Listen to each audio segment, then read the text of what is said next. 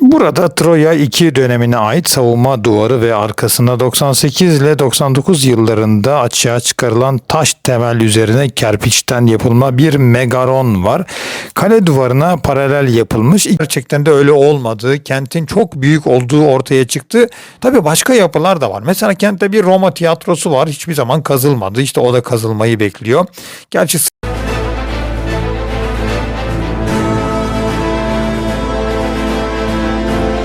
evet, detaylarıyla Troya antik kentini anlatmaya başlıyoruz. Bu videoyu izledikten sonra Troya'ya gittiğinizde duvarlarını orada, çünkü karma karışık bir yapı var. Gerçekten gittiğinizde çok şey anlayamıyorsunuz ama ben size burada gittiğinizde hangi duvar, hangi katman ve burada neler oldu genel olarak bilgileriniz olacak. Şimdi başlıyoruz. Çanakkale Boğazı'nı kontrol eden bir kent. En başta Troya antik kenti. Önemi buradan geliyor. Milattan önce 3000'lere giden bir tarihi var ki bu biraz daha son yapılan çalışmaları daha erkene de gitti. Milattan önce 3400'lere falan gitti. Troya 1'den Troya 10'a kadar katmanları var bu kentin. Şimdi İstanbul Arkeoloji Müzesi'nde çok da güzel bunun büyük de bir maketi yapılmış, bir höyük nasıl olur ve bizzat Trova antik kenti. Arkeolog arkadaşlarımız çok güzel çalışmışlar ve gittiğinizde ben şimdi bir videosunu vereceğim. Arkeoloji Müzesi'nin üst katında. Burada o katmanları görüyorsunuz. Yukarı doğru çıktığınızda o Troya 1'den başlıyor 10'a kadar. Hatta altta bir Troya 0 katmanı da bulundu. Dediğim o milattan önce 3400-3200'lere inen katman da bu. En üste çıktığınızda da burada gördüğünüz işte bu sütunlar falan var. Orası da Roma dönemi. Yani hatta bunun bazılarının şu Bizans dediği dönem var. Bizim o kabul etmediğimiz işte 4. yüzyıldan sonrasında Bizans diyor tarihçiler ama dediğim gibi hiçbir zaman kendilerine Bizanslıyız biz demedikleri için bence ve çoğu tarihçiye de göre de Fatih Sultan Mehmet'in onlara son verdiği ana kadar onlar Roma İmparatorluğuydu. O dönem de var. Oradan da bir iki tane eşya vereceğim. 13. 12. yüzyıllarda çıkmış bazı parçalar var. Şimdi kentin Çanakkale Boğazı'nı kontrol ettiğini günümüzde anlamak zor. Çünkü buraya gittiğinizde de görüyorsunuz ki deniz nerede, kent nerede. Ama tabii bunun bir sebebi var. Skamandros Nehri var. Kara Menderes Nehri. Bu nehir aslında buna sebep oluyor. Getirdi alüvyonlarla taşıyarak kenti tıpkı Miletos'ta, tıpkı Priene'de biz gördüğümüz gibi kenti oldukça içeriye alıyor. Trova'yı tabi asıl ünlü hale getiren İlyada yani Homeros. Odysseus'ta destanı var tabi onun. Tabi şöyle bir durumda vardır. Filologları var tabi bu işin. Homeros filologları daha çok İlyada'yı Homeros'un yazdığını fakat Odysseus destanınınsa belki başka birisi tarafından yazılmış olabileceğini de görüşleri arasındadır. Bunu da eklememiz lazım. Oldukça karmaşık ve detaylı bir durum bu. Şimdi İlyada yani Homeros'un İlyadası 24 bölümden oluşuyor. 15.693 dize ve gerçekten çok etkileyici, müthiş bir destan. Azra Erhat'ın çok güzel bir çevirisi var. Alıp okumanızı zaten okumuşsunuzdur, bu sayfayı takip ediyorsunuz da tavsiye ederim. Odysseus destanı da yine o da 24 bölümden oluşuyor. O da 12.110 dize. Akalı kahraman Odysseus'un eve dönüşünü anlatıyor Odysseus destanı da. Bununla birlikte farklı destanlar da var. Mesela Küçük İlyada, İlyon'un yıkımı, Telegonya, Kıbrıs destanı gibi destanların da olduğunu biz biliyoruz. İlyada'da geçen Truva Savaşı'nın kentin Troya 6 veya 7 katmanlarında olduğu da anlatılıyor ki şimdi kente yavaş yavaş girdiğimizde ben size yani bu kente gittiğinizde bu Homeros'un İlyadası'nı okuduğunuzda etkileniyor insan gerçekten ve o savaşın nerede olduğunu merak ediyor. Gidip görmek istiyor ve gerçekten de ben size o katmanları da göstereceğim ve yapılan çalışmalarda gerçekten bu Troya 6 ve 7 katmanlarında gerçekten kentte bir savaş olduğunu gösteren bazı yani yanık izleri falan var. Etkileyici bunlar ve insan ortamda etkileniyor. Şimdi Truva atı olayına da gelelim. Şimdi Homeros'un İlyadası'nda bu Truva atından asla bahsedilmiyor. Böyle bir şey var. Yani biraz aslında hayal kırıklığı ilk başta. Fakat Odysseus destanının başında bahsediliyor. Peki Truva atı nereden çıkıyor? Biz bunu biliyoruz. Vergilius'un Aeneas destanı var. Bunu da Romalılar yazdırıyorlar. Augustus'un bir tarihçisi var, yani bir adamı var daha doğrusu, Vergilius. Ona M.Ö. 1. yüzyılda diyor ki işte bizim tarihimizi bir destan halinde yaz. O da tabii tarihi yazıyor. Tabii bazı kaynaklara dayanarak yazıyor. Adam bunu kafadan atmıyor. Bunu da söyleyelim. Ya şimdi bunlar kendilerini, Romalılar, Truva'ya dayandırıyorlar. Diyorlar ki bizim köklerimiz Truva'dan geliyor. İşte Aenas babasıyla birlikte geldiler. İşte ben daha önceki yayınlarımızda bundan bahsettik. Vergilius'un bu destanında, Aenas destanında işte geçiyor bu Truva atı tamamen. Biz bir Truva atı bilgilerini yani İlyada'dan almıyoruz. Odysseus'un başında bundan biraz bahsediliyor ama asıl bütün Truva atı ile bilgilerin hepsini Romalılar döneminde M.Ö. 1. yüzyıldan itibaren buna hakimiz. Kentteki kazılar ilk kez Frank Cavert tarafından başlıyor. Yani kazılara girdiğimizde Frank Cavert dediğimiz adam 1828-1908 arasında yaşayan birisi. Sonrasında işte meşhur Schliemann geliyor. 1870 ve 1890 arasında 6 tane ayrı kazı yapıyor. Önce Cavert, Frank Cavert buna başlıyor ama sonra burayı satın filan alıyorlar, bu araziyi. Devam ediyorlar. Sonrasında da Schliemann devam ediyor burada kazılara. Schliemann kazılarında rastladığı duvarların Priamos'un kenti olduğunu sanıyor Schliemann aslında. Yani bizim şu an bildiğimiz bilgilerle Troya 6 katmanını kazdığını sanıyor. Tabii o zaman daha bu Troya 6 katmanı filan adı verilmemiş. Yani arkeoloji bilimi neredeyse yok zaten ortada. Pompei ile filan da onlar başlıyorlar. O sanıyor ki bu Homeros'un İlyadası'nda geçen Truva Savaşı'nın olduğu yeri kazıyorum sanıyor ama aslında onun daha alt katmanlarına girmiş bu. Ve burada da çok tahribatı var. Onlardan ben size bahsedeceğim. Bu Şiliman'ın yarması filan var. Kentte bir şeyler çıkartıyor filan ama kenti de maalesef anasını ağlatıyor, kentin amiyane tabirle, maalesef öyle bir durumda. Şimdi Osmanlı İmparatorluğu'ndan izin alıyor Schliemann. Kazılara devam ediyor. Diyor ki ben bulduklarımı diyor bir müzede sergileyeceğim diyor. İşte önce bir yağ çekiyor herhalde bizlere, fakat sonrasında ne oluyor? Hiç bundan ses seda çıkmıyor. Bu verdiği sözleri unutuyor. Kazılardaki mücevherleri denk gelince, mesela işte kazı yapıyor, mücevherlere denk geliyor. Bunlara gelince de ne yapıyor? Hemen uyanık adam işçilerine izin veriyor. Siz gidin diyor evlerinize, işte kaldığınız yerlere diyor. Ben devam bakacağım falan. Halbuki o anda işçiler görmeden bu mücevherleri çıkartıyor. Bunlar nedir bugün şimdi mücevherler? Dünyada birçok müzede var bunlar. İşte Rusya'da filan var. Bunlar altın, gümüş takılar, altın ve bakırdan kadehler, tabaklar, kaplar ve kalkanlar var burada. Bunları toptan kaçırıp Atina'daki evinde sergiliyor. Yani hiç verdiği sözü tutmuyor asla. Ve çok ilginç bir adam, eşinin üzerine bunları takıp fotoğrafını çekiyor. Yani artık buna ne dersiniz bilmiyorum. Gerçekten trajikomik bir durum. Tabii olay üzerine Allah'tan Osman Hamdi Bey gibi bir değerimiz var. Gerçekten ona çok saygı duyuyorum ben ve benim gibi insanlar da sizlerin saygı duyduğunu düşünüyorum. Gerçek bir müzeci, ülkemizde müzeciliği gerçekten yapan bir insan, çok da güzel bir ressam aynı zamanda. Schlieman'ı mahkemeye veriyor. Allah'tan böyle bir adam çıkıyor da Schlieman'ın biraz belasından biraz da en azından kurtarıyor bizi. Yani çünkü dedim ya, bir kente hasar da verdiği için Schliemann yaptığı işler de hiç iyi şeyler değil. Truva açısından, Truva arkeolojisi açısından hiç iyi şeyler değil. Son yapılan çalışmalar var yalnız. Çünkü Osmanlı arşivlerinde filan bazı belgeler bulundu. Bu çalışmalara göre şöyle bir durum da ortaya çıktı. Aslında Schlieman'ın bunları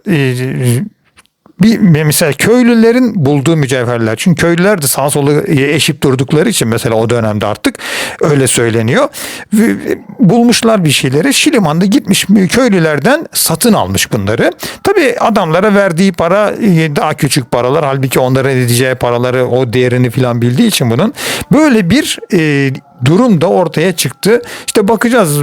Eğer bunun peşindeyim ben. Bakalım neler çıkacak oradan. Ben size onu da bildireceğim. Yani böyle bir şeyin olduğunu da bilginiz olsun. Çünkü çok ünleniyor. Dünyada bu Schliemann mücevherleri falan bulduktan sonra dünyada oldukça ünleniyor. Troya'nın konumuna geldiğimizde ise şimdi Skamenderos Nehri, Kara Menderes Nehri ve Simois, günümüzde Dümrek Nehri akarsuların arasında bir platoda görünüyor. Homeros da böyle anlatıyor bize. Dediğim gibi kentin yeri hep tartışmalıdır. İşte nerededir, kimisi yok Yunanistan'da falan diyor ama yani kent gerçekten de öyle değil. Bize neredeyse Homeros sanki GPS konumu verir gibi Allah'tan adam demiş şu nehrin kuzeyinde, buranın güneyinde bir platonun üzerinde ve Troya'nın gerçekten yerini bize söylüyor. Fatih Sultan Mehmet'in buraya geldiğini biz biliyoruz. Bundan da biraz bahsedelim. Çünkü kent hiçbir zaman yeri kaybolmadı. Böyle bir durumda var. Yani herkes burasının yani Truva olduğunu biliyordu. Çok önceki yüzyıllarda da biliniyordu. Fatih Sultan Mehmet de buraya geliyor. 1462 idi sanırım, o zaman geliyor. Şunu söylüyor. İstanbul'u fethettikten sonra Truva'nın öcünü aldık diyor. Bunu gerçekten söyledi mi? Çok çok büyük ihtimal söyledi. Neden? Kritovulos diye bir tarihçisi var Fatih Sultan Mehmet'in ve bu Türkçe'ye de çevrildi, alıp okuyabilirsiniz. Çok da güzel bir çevirisi var. Orada bu açıkça yazıyor. Fatih Sultan Mehmet'in tarihçisi Kritovulos, bir Romalı, Rum tarihçi ve onun dönemini yazıyor ve Fatih Sultan Mehmet zaten böyle bir şey söylemeseydi onun kitabına onu koydurmasına da izin vermezdi. Fatih Sultan Mehmet'in bunu okumayacağını herhalde kimse düşünmüyordur açıkçası, yazdırdığı tarihi, Kritovolos'un yazdığını. O yüzden de çok büyük ihtimal Fatih Sultan Mehmet bunu söyledi. Peki Fatih bu neden bunu söyledi? Çünkü bir Truva Savaşı nedir? Bir Anadolu halkının bir Batı halkına karşı verdiği savaştır aslında. Fatih Sultan Mehmet de bunun vurgusunu yapıyor. Yani bir Anadolu, bir Doğu halkının Batı halkına karşı verdiği savaşı anlatıyor burada. Troya adının kökenine biraz da gelelim şimdi. Çeşitli görüşler var. Truva adı Adrauva'dan geldiği söyleniyor. Bilge Umar hocamız böyle söylüyor. Ben de ona katılıyorum açıkçası. Çok da güzel tespitleri var Bilge Umar hocamızın. Adra tapınağının yeri anlamına geliyor. Adra yani Uva tapınağın yeri anlamına gelen bir kelime. Luvi dilinde bunlar tabii ki. Çünkü bu bölgeler, ben size küçük bir foto haritasını da vereceğim. Anadolu'nun eski halkları Luviler, yerleşimler, işte Hititler, Luviler bunlar. Bunların işte dilinde de yeri anlamına gelen Uva kelimesi, başında da Adra Uva deniyor. Adra ne demek peki? Ana tanrıçanın adrası yani erkeği anlamına geliyor. Bir de tabii diğer bir kelime var, İlyon. Yani Troya'da deniyor ve İlyon'da deniyor. Şimdi neden İlyon deniyor? Şimdi yapılan çalışmalarda veya işte mitolojik çalışmalarda tabii Theokros diye birisinin Truva kentini kurduğu söyleniyor. Onun oğlu Tros var. Sonra da onun oğlu İlos. İşte bu Tros adı Trova'dan. İşte Theokros da biraz Trova'ya benziyor. İlos adı da bunların soyundan gelen İlos da bu. Fakat bu kelimenin içindeki iyon yeri anlamına geliyor. İlyon'daki iyon, sonundaki iyon yeri anlamına gelirken başındaki il ise geçit yeri anlamında geliyor Luvice, ki bu gerçekten çok akıllıca. Çünkü ne dedim ben? Burası liman, yani daha doğrusu Çanakkale Boğazı'nın, Ege Denizi'nin yanında bir yer ve günümüzdeki işte Kara Menderes Nehri'nin bunu doldurmasıyla 4 kilometre içeride kalmış ve geçit yeri gerçekten de gemiler o dönemde oradan geçiyorlar ve bunu demesi çok normal. İlyon dediğimiz tabii Julius Caesar hemen aklımıza geliyor tabii. Julius biz diyor kökenimiz İlyon'a, Truva'ya dayanıyor diyor Julius Caesar, işte hatta tanrıçamız diyor Afrodit, Venüs'ten geliyoruz biz diyor. Şimdi şunu da hemen söyleyelim. Vergilius bu kitabı yazarken Sezar ölmüştü. Augustus döneminde yazıyor. Yani Vergilius dediğim gibi kafadan atmıyor. Bir şeyleri biliyorlar bunlar. Başka bizim bilmediğimiz kaynakları da belki sahipler ve onlardan da yararlanıyorlar ki Augustus döneminde uydurulmadığını, yani uydurulma, bazıları da öyle diyor çünkü Ayanes destanının tamamen Augustus döneminden önceki kaynaklara da dayandığını biz buradan biliyoruz. Çünkü Sezar kendisini İlyon'a dayandırıyor, daha Truva'ya dayandırıyor. O öldükten sonra yazılan Aeneas destanında Romalılar kendilerini Truva'ya dayandırıyor. Yani bunun Aeneas destanının bir öncülü olması lazım. Strabon var kaynaklarımızdan. Milattan önce 1. yüzyılda Anadolu'da yaşamış Amasyalı bir tarihçimiz. Şöyle söylüyor kitabında bu İlyon ve Sezar'la ilgili. Onu okuyalım. Sezar'ın İlyonlara yaptığı iyiliklerin nedeni onun Aleksandros'un yani İskender'in anısına saygısından başka İlyon'la olan akrabalık bağlarına dayanır. Önce Sezar bir Romalıdır ve Romalılar Aenas'ın kökenlerinin kurucusu olduğunu inanırlar. Ayrıca Julius adı Sezar'ın atalarından birisi olan Julius ismindeki kimsenin adından türetilmiştir. Ve Julius bu adı Aenas'ın soyundan gelen Julius'tan almıştır diyor vatandaşımız Amasyalı Strabon bizlere. Şimdi tabii devam ediyoruz. Helenler buraya geldiklerinde bunu böyle kabul etmek yerine yani İlyon'un işte dediğim gibi il ve iyon kelimelerinden bir Luvice kelimeden geldiğini kabul etmek yerine Troyalıların atası İlos diye birisini uyduruyorlar ve bu şekilde de yani antik Yunanlara bakarsanız aslında onlara göre Tros denilen bir kralın soyundan gelen İlos'tan geliyor ama büyük ihtimalle dediğim gibi aslında kökeni Luvice bir kelime. Truva ve İlyon kelimelerini, Troya ve İlyon kelimelerini, isimlerini böylece biraz da olsa kafanızda açıklığa kavuşturmuş olduğumuzu düşünüyoruz. Şimdi Homeros'ta 49 kez Troya adı geçiyor Homeros'un İlyadası'nda. 106 kez ise İlyon ismi geçiyor. Bu da önemli. Kentin M.Ö. 3000'lere dayanan tarihinden itibaren sürekli yerleşim gördüğünü biz biliyoruz ki dediğim gibi daha öncesi de çıktı bunun. Evlerin duvarlarının inşasında güneşte kurutulan kerpiç kullanılıyor. Yüzyıllar içinde kentte yıkımlar oldukça eski yapıların üzerine yenileri inşa ediliyor. Sonuç olarak 19. yüzyıl sonunda bu Calvert ve Schliemann gibi araştırmacıların kente geldiklerinde 15 metre yüksekliğinde bir höyük bulduklarını da biz biliyoruz. Şimdi bundan sonrasında da katmanlarına geçiyoruz kentin. Yani buraya geldiğinizde nelerle karşılaşacaksınız? Homeros'u okuduğunuzda işte Troya'ya geldiğinizde ben size duvarları geldiğinizde hangi duvarın kaçıncı katman olduğunu işte onların da neler yaşadıklarını o dönemde kentin ne kadar bir alanı kapsadığını genel olarak anlatmaya çalışacağım. Troya bir katmanı var şimdi. M.Ö. 3000 ile M.Ö. 2500 arasına dayandırılıyor. Şimdi Schliemann yarması dediğimiz yarma da aslında bu Troya 1 ve 2 üzerinde oluyor. 90 metre çapında bir alanı kapsıyor. 102 numaralı olarak isimlendirilen bir megaron var ki bunun bir maketini bulduk İstanbul Arkeoloji Müzesi'nde. Onu ben burada paylaşacağım sizlerle. Bu gerçekten güzel oldu. O dönemin insanların yani Troya 1'de yaşayan bir insanın nasıl bir evde oturduğunu anlayabileceksiniz ve bu megaron dediğimiz şeyler de antik Yunan tapınaklarının atalarıdır. Onu da söyleyelim. Troya 1'in sonunu bir yangın getiriyor. Öyle düşünülüyor. Sonra Troya 2 kuruluyor ve bu Troya 1 dediğim gibi 90 metre çapında. Fakat Troya 2 biraz daha gelişiyor. Yani bu hep böyledir. Günümüzde de böyledir değil mi? Yani teknoloji işte teknikler gittikçe gelişirler. Troya 2 M.Ö. 2500 ile 2200 yıllarına ait biraz daha geniş bir yerleşim 110 metre çapında. Burada işte Troya 1'den ve 2'den gittiğinizde görebileceğiniz duvar parçalarını da vereceğim. Neyin ne olduğunu anlayabileceksiniz. İşte ilerleyen bölümlerimize Troya 6'ya 9'a geldiğimizde onları da ben vereceğim. Yani video izlediğinizde bir fikriniz olacak. Bu kente gitmeden önce orada göreceksiniz işte hangi katmanın hangisi olduğu anlaşılabilecek. 110 metre çapında yani Troya 2 biraz daha büyütmüşler kenti.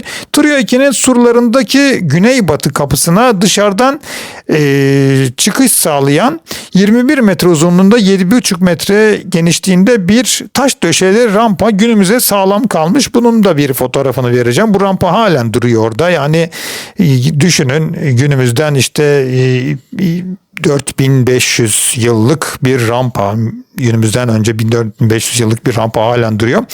Troya 2'nin sonunuysa yine ya bir savaş veya bir saldırı getirdiği düşünülüyor. Bundan sonraki katmanlar Troya 3, 4 ve 5 olarak geçiyor. Çünkü bunların arasında çok büyük bir çok göze çarpan önemli farklılıklar yok açıkçası. Bu döneme ait çok yapı Şiliman kazılarında maalesef işte tahrip edildikleri için de çok şey anlaşılamıyor. Dediğim gibi Şiliman kazıları çok ciddi tahribat veriyor bunlara.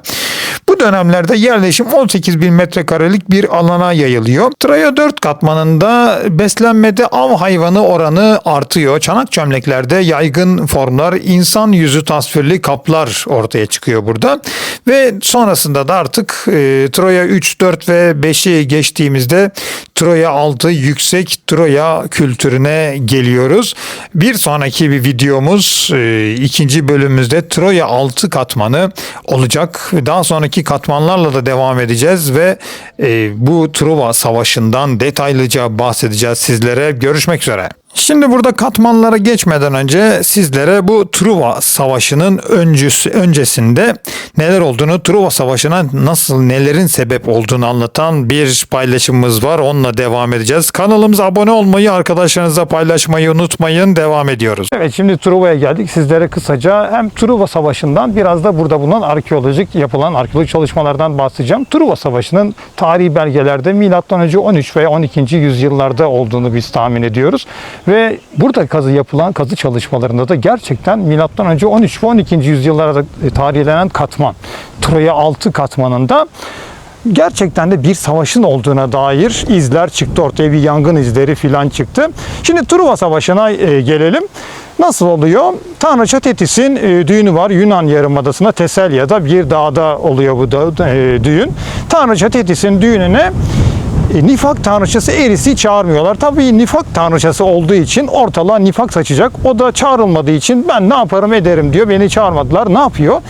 En güzele yazılı bir altın elmayı tanrıçaların arasına yuvarlıyor. Güzellikte en iddialı 3 tanrıça olan Hera, Athena ve Afrodit en güzel benim. Elma bana verilmeli diye tutturunca kavga, kıyamet kopuyor. Tabii o anda Zeus duruma hemen el koyuyor. Ve kadınların arasına da girmek istemiyor. Bakıyor, çok da akıllıca bir karar veriyor. Diyor ki bu topu diyor sizin hanginizin en güzel olduğuna diyor Paris karar versin diyor. Truva kralı Priamos'un oğlu Paris karar versin diyor. Nitekim tanrıçalar oradan kalkıyorlar ve bizim Çanakkale'deki İda Dağı'na geliyorlar ve burada dünyanın ilk rüşveti olduğu söylenir hatta bu. Tanrıça Hera Paris'e diyor ki işte en güzel ben seçilirsem, bir güzellik yarışması gibi bir şey. En güzel ben seçilirsem diyor sen diyor Avrupa'nın ve Asya'nın tüm hakimiyetlerini sana vereceğim, hükümdarlıklarını diyor. Athena ben sana sonsuz savaş bilgelik teklif ediyorum diyor. Rüşvet tabii veriyorlar ve Afrodit de diyor ki dünyanın en güzel kadınını ve aşkını sana teklif ediyorum diyor. Tabii Paris Helena'yı seçiyor. Sparta kralının kızı Helena'yı, karısı Helena'yı alıp Yunanistan'dan kaçırıyorlar ve buraya getiriyorlar. İşte Truva Savaşı böyle başlıyor ve en sonunda tanrılar da işin içine gireceklerdir. Truvaların tarafını kim tutacaktır? Apollo tutacaktır. Ares ve tabii ki Afrodit tutacaktır ki zaten Venüs olacaktır Roma mitolojisinde. Hatta Julius Caesar da kendisini Venüs'ten gelir bizim soyumuz diyecektir ki burasının adı aynı zamanda İlyon bildiğiniz gibi. Julius Caesar, baştaki Ilius adı aslında İlyon, kendisini Truva'ya dayandırdığı için Romalılar bundan gelmektedir. Tanrıların savaşı oluyor, bir Truva Savaşı ona dönüşüyor. Homeros'un İlyadası'nda çok az bir bölümü aslında anlatılır, onu da söyleyelim sizlere. Truva için daha detaylı bilgilerimizi vereceğiz. YouTube videomuz gelecek, görüşmek üzere. Şunu da eklememiz lazım. Günümüzde Truva'ya gidip gördüğünüz yer aslında Truva'nın tamamen hepsi değil. Gördüğünüz yer aslında iceberg'in görünen yüzü. Truva'nın şimdi ben buradan göstereceğim size. Gidip gezdiğiniz yer şu bölüm, yani kırmızı noktayla işaretleyeceğim şimdi ben onu. Şimdi aşağı doğru indiğinizde gördüğünüz aşağı kent var bir de ve burası çok az kazı yapıldı burada ve çok şey çıkıyor. Izgara planlı bir sisteme sahip çok büyük bir kent var aslında kazılmayı bekleyen. Zaten Truva deyince insanın aklına da bu geliyor. O dönem için büyük bir kent olması lazım ve gerçekten de o küçük yani bu köyük bölümü değil, daha da aşağılarda büyük bir bölümleri var. Kentin bunlar da kazı devam edecek. Batı dünyası zaten hep şunu söylüyordu. Yani bu kadar Homeros'un anlattığı muhteşem bir kent, bu kadar olayların olduğu yer geldiğinde insanlar hayal kırıklığına uğruyor. Ya diyorlar küçük bir yer, halbuki burada mı olmuş falan. Gerçekten de öyle olmadı. Kentin çok büyük olduğu ortaya çıktı. Tabii başka yapılar da var. Mesela kentte bir Roma tiyatrosu var. Hiçbir zaman kazılmadı. İşte o da kazılmayı bekliyor. Gerçi sıraları falan kalmamış ama herhalde başka yapıları çok şey çıkacaktır orada. Nitekim buradaki Odeon var mesela, Roma dönemi. Troya'nın o 10. katmanında geldiğini ben size anlatacağım. Orada bizzat Hadrianus'un heykeli çıktı. Onunla bir fotoğrafım var benim, onu vereceğim. Gerçekten çok etkileyici bir heykel. İmparator Augustus'un mesela başı çıktı ki Roma döneminde kent çok ciddi yapılaşma görüyor. İlerleyen bölümlerde ondan da bahsedeceğim. Romalıların bizzat Truva'yı yıkmışlıkları da var. Yani kendilerini Truva'ya dayandırıyorlar, köklerini, ama işler karıştığı zaman bu iş böyledir. Hiç kök mök dinlemez. Adamlar Fimbria, mesela Romalı bir Fimbria, Sulla'nın tarafını tuttuğu için bu Truva kenti, Truva'yı yakıp yıkmıştır. Tabii daha sonra kent Romalılar tarafından ihya edilmiştir. Şimdi devam ediyoruz. Burada Troya 2 dönemine ait savunma duvarı ve arkasında 98 ile 99 yıllarında açığa çıkarılan taş temel üzerine kerpiçten yapılma bir megaron var. Kale duvarına paralel yapılmış. 2003 yılında bunun üzerine bir de koruma çatısı yapıldı. Bu koruma çatısı çok ilginç. Yani buraya geldiğinizde koruma çatısına baktığınızda Troya kentinin daha kazılmadan önce hangi seviyede olduğunu görüyorsunuz. Buradan yüksekliğinde, o koruma çatısının yüksekliğindeydi ve aynı zamanda bunun yelken hali Troya'nın meşhur, ona zenginlik getiren rüzgarına gönderme yapıyor.